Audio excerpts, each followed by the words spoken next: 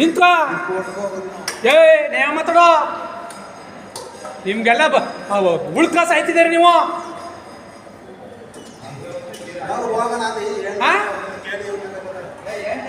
ಮಾಂಸ ತಂದಿದ್ದಾರೆ ಏನಕ್ಕಿದ್ದಾರೆ ಸ್ವಾಮಿ ನೀವು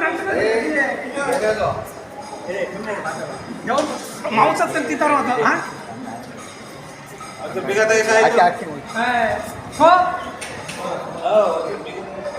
ಐತಿಹಾಸಿಕ ಪ್ರಸಿದ್ಧ ನಂಜನಗೂಡಿನ ಶ್ರೀಕಂಠೇಶ್ವರನ ದೇವಾಲಯದ ದಾಸೋಹ ಭವನದ ಮುಖ್ಯ ದ್ವಾರದ ಬಳಿ ತಾಲೂಕಿನ ಪಾಳ್ಯ ಗ್ರಾಮದ ಹೂವಿನ ವ್ಯಾಪಾರಿ ಪ್ರದೀಪ್ ಎಂಬಾತ ಮಾಂಸಾಹಾರ ಸೇವಿಸುತ್ತಿರುವ ಸಂದರ್ಭದಲ್ಲಿ ಶ್ರೀಕಂಠೇಶ್ವರನ ಸನ್ನಿಧಿಯ ದೊಡ್ಡ ತೇರು ಕಟ್ಟುವ ಗೋಳೂರು ಕೃಷ್ಣನ ಕೈಗೆ ಸಿಕ್ಕಿಬಿದ್ದಾಗ ಭದ್ರತಾ ಸಿಬ್ಬಂದಿ ಆ ಕೂಡಲೇ ಆ ವ್ಯಕ್ತಿಯ ಮೇಲೆ ಫುಲ್ ಕ್ಲಾಸ್ ತೆಗೆದುಕೊಂಡ ಪ್ರಕರಣ ಭಕ್ತಾದಿಗಳಲ್ಲಿ ಆಕ್ರೋಶವನ್ನ ಉಂಟುಮಾಡಿತ್ತು. ಇನ್ನು ಈ ಪ್ರಕರಣಕ್ಕೆ ಸಂಬಂಧಿಸಿದಂತೆ ದೇವಾಲಯದ ಮುಖ್ಯ ಕಾರ್ಯನಿರ್ವಾಹಕ ಅಧಿಕಾರಿ ಕೃಷ್ಣ ಅವರು ಘಟನೆಗೆ ಸಂಬಂಧಿಸಿದಂತೆ ತೆಗೆದುಕೊಂಡಿರುವ ನಿರ್ಣಯಗಳ ಬಗ್ಗೆ ವಿವರಿಸಿದ್ದಲ್ಲದೆ ಮುಂದೆ ಈ ರೀತಿಯ ಸನ್ನಿವೇಶಗಳು ಮರುಕಳಿಸದಂತೆ ಕಟ್ಟುನಿಟ್ಟಿನ ಕ್ರಮ ಕೈಗೊಳ್ಳುವುದಾಗಿ ಹೇಳಿದ್ದಾರೆ. ಇನ್ನು ಈ ಪ್ರಕರಣಕ್ಕೆ ಸಂಬಂಧಿಸಿದಂತೆ ನಂಜನಗೂಡು ನಗರ ಬ್ಲಾಕ್ ಕಾಂಗ್ರೆಸ್ ಅಧ್ಯಕ್ಷ ಸಿಎಂ ಶಂಕರ್ ಮಾತನಾಡಿ ತಮ್ಮ ಅಭಿಮತವನ್ನ ವ್ಯಕ್ತಪಡಿಸಿದ್ದಾರೆ. ನಮಸ್ಕಾರ. ನಿನ್ನೆಯಿಂದ ಶ್ರೀಕಂಠೇಶ್ವರ ಸ್ವಾಮಿ ದೇವಸ್ಥಾನದಲ್ಲಿ ಒಂದು ವಿಷಯ ಹರಿದಾಡ್ತಾ ಇದೆ. ಹೀಗೆ ಅಂದರೆ ಅವರು ಅನಧಿಕೃತ ವ್ಯಕ್ತಿಗಳು ಬಂದು ದಾಸೋಹ ಭವನದ ಹಂತದ ಮೇಲೆ ನಾನ್ ವೆಜ್ ತಿಂತಿದ್ದಾರೆ ಅನ್ನೋ ಒಂದು ವಿಷಯ ಓಡಾಡ್ತಾ ಇದೆ.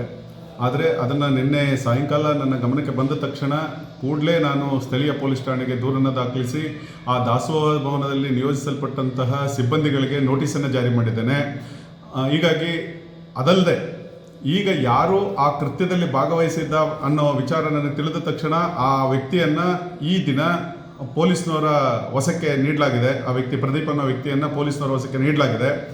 ಎಲ್ಲರಲ್ಲೂ ಒಂದು ವಿನಂತಿ ಏನು ಅಂದರೆ ದೇವಸ್ಥಾನದಲ್ಲಿ ಯಾವುದೇ ಅಥವಾ ದೇವಸ್ಥಾನದ ದಾಸೋಹ ಭವನದಲ್ಲಿ ಯಾವುದೇ ಅಹಿತಕರ ಘಟನೆಗಳು ಅಥವಾ ಈ ಥರದ ಪ್ರಕರಣಗಳು ಆಗದಾಗೆ ಹೆಚ್ಚಿನ ಕ್ರಮವನ್ನು ವಹಿಸ್ತೇನೆ. ಮತ್ತು ಈಗಲೂ ಕೂಡ ಯಾವುದೇ ಅಚಾತುರ್ಯವಾಗಲಿ ಮತ್ತು ಭಕ್ತಾದಿಗಳ ಭಾವನೆಗೆ ಮತ್ತು ದಾಸೋಹದಲ್ಲಿ ಊಟ ಮಾಡುವಂತಹ ಯಾವುದೇ ಭಕ್ತಾದಿಗಳಿಗೂ ಕೂಡ ಭಾವನೆಗೆ ಧಕ್ಕೆ ತರುವಂಥ ಯಾವುದೇ ಪ್ರಕರಣಗಳು ನಡೆದಿರೋದಿಲ್ಲ. ಇದು ದೇವಸ್ಥಾನದ ದಾಸೋಹ ಭವನದ ಗೇಟಿನ ಪಕ್ಕದಲ್ಲಿ ನಡೆದಿದೆ.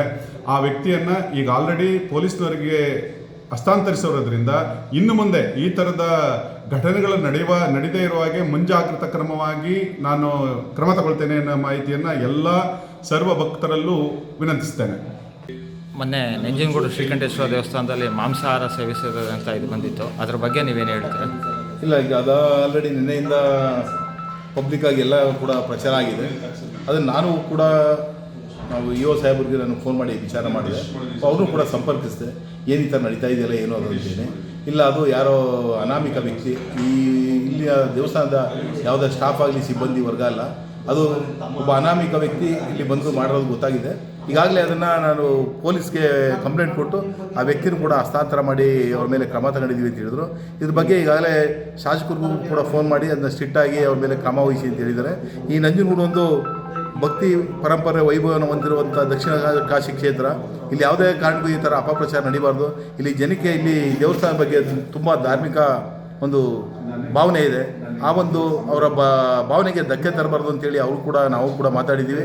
ಶಾಸಕರು ಕೂಡ ಈಗಾಗಲೇ ಮಾತಾಡಿ ಅವರಿಗೆ ಕ್ರಮ ತಗೊಳ್ಳೋಕೆ ಹೇಳಿದ್ದಾರೆ. ಈಗಾಗಲೇ ಇಒ ಅವರು ಕೂಡ ಪೊಲೀಸ್ಗೆ ಕಂಪ್ಲೇಂಟ್ ಕೊಟ್ಟು ವ್ಯಕ್ತಿನ ಹಸ್ತಾಂತರದಿಂದ ಅದು ಯಾವ ರೀತಿ ಆಯಿತು ಅಂತ ತನಿಖೆ ನಡೀತಾರಿಂದ ಆ ತನಿಖೆ ಮುಗಿದ ನಂತರ ಗೊತ್ತಾಗುತ್ತೆ.